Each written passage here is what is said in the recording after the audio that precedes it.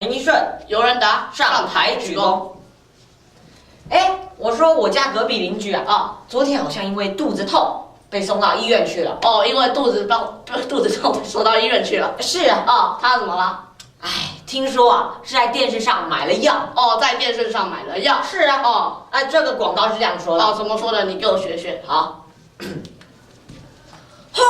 食这个药保证你身体更加健康啦。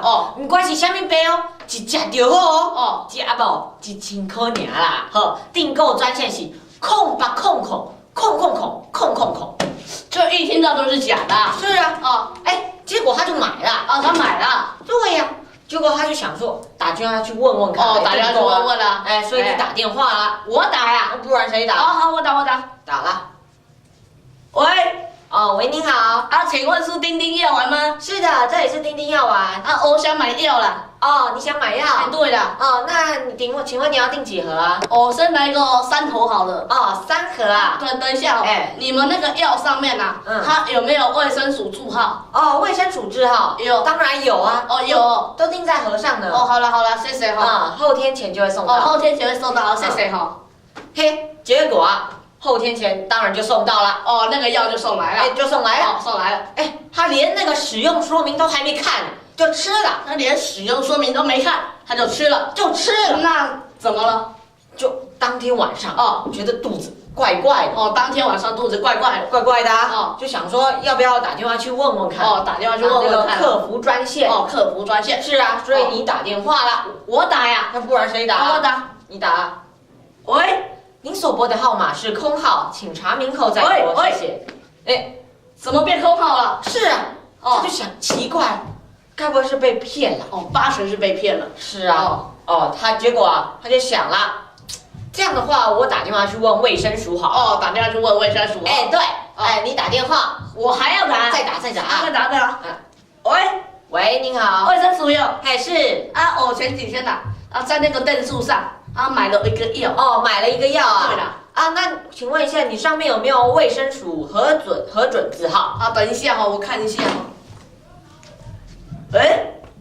这怎么没有啊？没有啊？对啊，没有。那我问一下，你这个药的名称叫什么？他跟我说他叫丁丁药丸呢。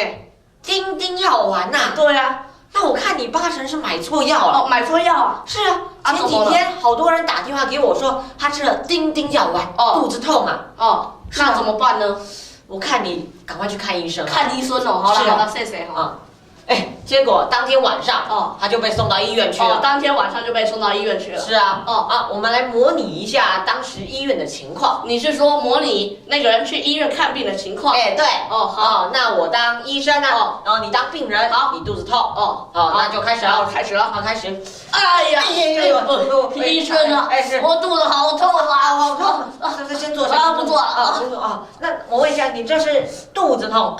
对了。肚子有很多，有什么胃啦、小肠、大肠，很多都在这里啊。那这里是哪一个？是胃吧？胃。胃啊。胃在哪里呀？胃跟他一般人一样。跟一般人一样。那一般人在哪里呀？在这里啦。在这里哦。你到底有没有医生执照啦？没有，太急了。太急了。这什么痛啊？抽痛啊。抽痛是吧？对了。抽痛啊。痛多久啊？3年。3年。不是啦，我说3天。3天呢。是啊，那我先帮你开个止痛药。那个药怎么出啊？废话，不是用嘴吃吗？不是啦，医生我是说那个药一天出几次？10次啊？10次？4次。4次。那我帮你开止痛药。开止痛药。等一下，这个是你的药吧？这是王小明的药呢。你不是王小明吗？我是王小白啦。